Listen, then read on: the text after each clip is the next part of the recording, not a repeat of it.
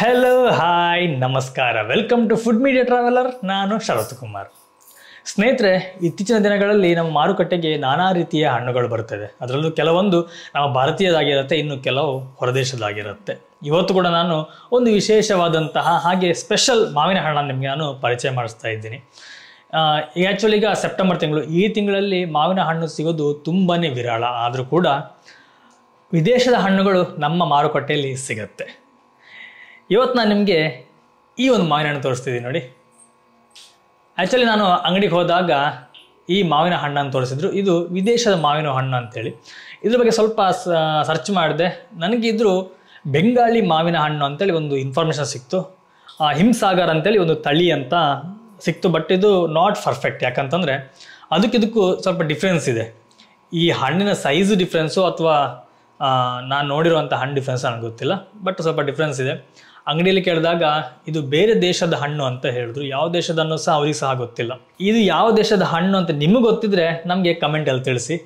ನಾ ಮೊದಲು ಕಟ್ ಮಾಡಿ ಒಳಗೆ ಹೇಗಿದೆ ಅಂತ ನೋಡೋಣ. ಇದು ಆ್ಯಕ್ಚುಲಿ ನೋಡಲಿಕ್ಕೆ ಗ್ರೀನ್ ಆಗಿ ಕಾಯಿ ಥರ ಇದೆ, ಆದರೆ ಇದು ಹಣ್ಣು. ನಾರ್ಮಲ್ ಆಗಿ ನಮ್ಮ ಭಾರತದಲ್ಲಿ ಸಿಗುವಂಥದ್ದು, ನಮ್ಮ ಸ್ಥಳೀಯವಾಗಿ ಸಿಗುವಂಥ ಹಣ್ಣುಗಳೆಲ್ಲವೂ ಹಣ್ಣಾದರೂ ಕೂಡಲೇ ಯೆಲ್ಲೋ ಕಲರ್ ಆಗುತ್ತೆ. ಬಟ್ ಇದು ಯೆಲ್ಲೋ ಇಲ್ಲ, ಗ್ರೀನೇ ಇದೆ. ಕಟ್ ಮಾಡಿ ಒಳಗಡೆ ಹೇಗಿದೆ ಅದನ್ನ ತೋರಿಸ್ತೀನಿ. ನೋಡಿದೀನೀಗ ಕಟ್ ಮಾಡ್ತಿದ್ದಾಳೆ.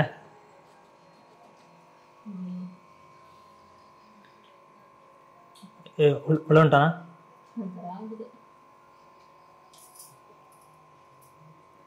ಬಟ್ ಒಳಗಡೆ ನಮ್ಮ ನಾರ್ಮಲ್ ಹಣ್ಣು ಥರನೇ ಯೆಲ್ಲೋ ಕಲರ್ ಆಗಿದೆ. ಸಿಪ್ಪೆ ಮಾತ್ರ ಗ್ರೀನ್ ಇರುವಂಥದ್ದು. ಇದರ ಸ್ಮೆಲ್ ಬಂದು ನಾರ್ಮಲ್ ನಮ್ಮ ಈ ಕಶಿಮವ್ ಅಂತ ಬರುತ್ತೆ. ಸೇಮ್ ಅದರ ಟೇಸ್ಟ್ ಸ್ಮೆಲ್ ಇದೆ. ಆದರೆ ಇದರಲ್ಲಿ ಬರುವಂತಹ ಅದರಲ್ಲಿ ಮಾಂಸ ಬರುತ್ತಲ್ಲ ಒಳಗಡೆ ನೋಡಿ, ಇದು ಬಂದು ತುಂಬ ರಫ್ ಆಗಿದೆ, ಒಂಥರ ನಾರಾಗಿದೆ. ನಮ್ಮ ನಾರ್ಮಲ್ ಮಾವಿನ ಹಣ್ಣಿನ ಥರ ಸ್ಮೂತ್ ಆಗಿಲ್ಲ ನೋಡಿ, ನೋಡೋದು ಗೊತ್ತಾಗುತ್ತೆ. ಇನ್ನು ತಿಂದು ಟೇಸ್ಟ್ ಹೇಗಿದೆ ಅಂತೇಳಿ ನೋಡೋಣ.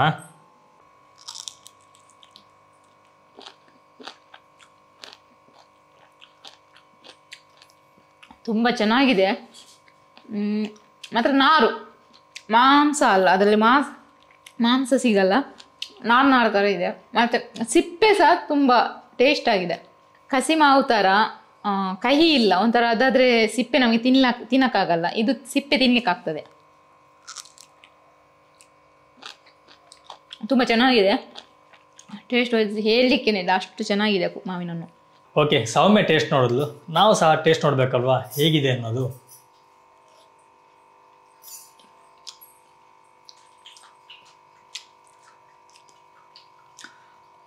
ಅವಳು ಹೇಳಿದಾಗೆ ಇದರ ಮಾಂಸ ಬಂದು ಸ್ವಲ್ಪ ನಾರಾಗಿದೆ, ನಿಮಗೆ ಮೊದಲೇ ಹೇಳಿದೆ ನಾನು. ಅದ್ರ ಜೊತೆಗೆ ಇದರ ಟೇಸ್ಟ್ ಬಂದು ಸಿಹಿ ಮತ್ತು ಹುಳಿಯ ಮಿಶ್ರವಾದಂಥ ಟೇಸ್ಟು ತುಂಬ ಚೆನ್ನಾಗಿದೆ. ಸಿಪ್ಪೆ ಬಂದು ತುಂಬ ದಪ್ಪ ಇದೆ. ನಿಮಗೆ ಆ ಸಿಪ್ಪೆಯಲ್ಲಿ ಬರುವಂಥ ಒಗುರಿದೆ ಅಲ್ಲ, ಅದಿಲ್ಲ, ನಾರ್ಮಲ್ ಆಗಿದೆ. ಆದರೆ ನೀವು ಸಿಪ್ಪೆ ಮಾತ್ರ ತಿಂದಾಗ ಲೈಟಾಗಿ ನಿಮಗೆ ಆ ಕಹಿಯ ಒಂದು ಅನುಭವ ಆಗುತ್ತೆ ಲೈಟಾಗಿ. ಬಟ್ ನೀವು ಸಿಪ್ಪೆ ಮತ್ತು ಹಣ್ಣನ್ನು ಒಟ್ಟಿಗೆ ತಿನ್ನುವಾಗ ಆ ರೀತಿ ಫೀಲ್ ಆಗೋದಿಲ್ಲ. ಸಿಪ್ಪೆಯನ್ನು ಮಾತ್ರ ತಿಂದಾಗ ಆ ರೀತಿ ಫೀಲ್ ಆಗುತ್ತೆ. ಹೆಚ್ಚು ಕಮ್ಮಿ ಇದರ ಟೇಸ್ಟ್ ನೋಡಬೇಕು ಅಂತಂದರೆ ನಮಗಿಲ್ಲಿ ಕಾಟ್ ಮಾವು ಅಂತ ಸಿಗುತ್ತೆ, ತುಂಬ ಸಣ್ಣದಿರುತ್ತೆ. ಕಾಟ್ ಮಾವು ಅಂತ ಹೇಳಿ ಕಾಡಲ್ಲಿ ಆಗುವಂತಹ ಮಾವಿನ ಹಣ್ಣು, ಆ ಹಣ್ಣಿನ ಟೇಸ್ಟ್ ಬರುತ್ತೆ. ಸ್ವಲ್ಪ, ತುಂಬ ಅಲ್ಲ, ಸ್ವಲ್ಪ, ಆದರೆ ಟೇಸ್ಟ್ ತುಂಬ ಚೆನ್ನಾಗಿದೆ. 1 kg ಮಾವಿನ ಹಣ್ಣಿನ ಬೆಲೆ ಸುಮಾರು 250 ರೂಪಾಯಿ.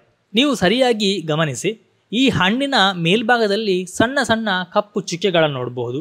ಇದು ಸಾಮಾನ್ಯವಾಗಿ ಬರುವಂತಹ ಮಾವಿನ ಹಣ್ಣಿನಲ್ಲಿ ಇಷ್ಟೊಂದು ಗಾಢವಾದಂತಹ ಕಪ್ಪು ಚುಕ್ಕೆಗಳು ಇರೋದಿಲ್ಲ. ನಿಮ್ಮಲ್ಲಿ ಯಾರು ಈ ಹಣ್ಣನ್ನು ತಿಂದಿದ್ದೀರಿ, ಇದರ ಟೇಸ್ಟ್ನ ಅನುಭವಿಸಿದ್ದೀರಿ, ನಮಗೆ ಕಮೆಂಟಲ್ಲಿ ತಿಳಿಸಿ. ಎನಿವೆ, ನಾನು ನಿಮಗೆ ಮುಂದಿನ ಒಂದು ವಿಡಿಯೋ ಸಿಗ್ತೀನಿ, ಒಂದೊಳ್ಳೆ ರೆಸಿಪಿ ಅಥವಾ ಒಂದೊಳ್ಳೆ ಗಿಡಮೂಲಿಕೆ ಅಥವಾ ಒಂದೊಳ್ಳೆ ಇನ್ಫಾರ್ಮೇಷನ್ ಜೊತೆ. ಥ್ಯಾಂಕ್ ಯು, ಬಾಯ್, ನಮಸ್ಕಾರ.